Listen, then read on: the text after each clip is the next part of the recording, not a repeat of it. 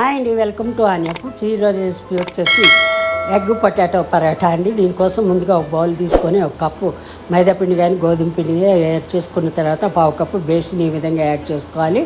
తర్వాత తరిగిన ఉల్లిపాయ ఒకటి ఈ విధంగా యాడ్ చేసుకోవాలి. తర్వాత ఒక క్యారెట్ తురుము ఇలా వేసుకోవాలి. తర్వాత పచ్చిమిర్చి అల్లం పేస్ట్ని ఈ విధంగా కలుపుకోవాలి. తర్వాత ఒక టమాటో కట్ చేసి పెట్టుకొని ఇలా వేసుకోవాలి.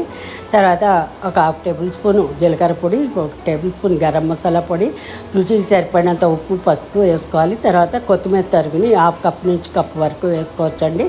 ఈ విధంగా వేసుకున్న తర్వాత మనం బాయిల్ చేసి పెట్టుకున్న 2 ఆలుగడ్డ ముక్కల్ని ఈ విధంగా కలుపుకోవాలండి. కలుపుకున్న తర్వాత ఇలా మ్యాష్ చేసుకోవాలి. చేసుకున్న తర్వాత మనం రెడీ చేసి పెట్టుకున్న 3 ఎగ్స్ని ఈ విధంగా యాడ్ చేసుకోవాలి. తర్వాత కొంచెం నీళ్లు కానీ పాలు కానీ వేసుకొని బ్యాటర్ కన్సిస్టెన్సీని బాగా కలిగి తిప్పుకోవాలండి.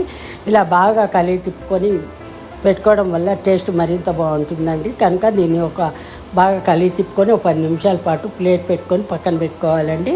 దీంతో మనకి బ్యాటర్ కన్సిస్టెన్సీ రెడీ అయిపోతుంది.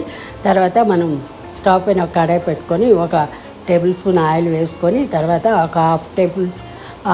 ఒక హాఫ్ కప్పు బ్యాటర్ని ఈ విధంగా స్ప్రెడ్ చేసుకోవాలండి పరాటా సైజులో. తర్వాత లో టు మీడియం ఫ్లేమ్లో ఒక 6-7 నిమిషాల పాటు కాలనివ్వాలి. 1 టేబుల్ స్పూన్ ఆయిల్ కూడా చుట్టూ వేసుకోవాలండి. తర్వాత మనం రెండో వైపు కూడా తిప్పుకొని 3 నిమిషాల పాటు ఇలా కాలనివ్వాలండి. దీంతో మనకి ఎగ్ పొటాటో పరాఠా రెడీ.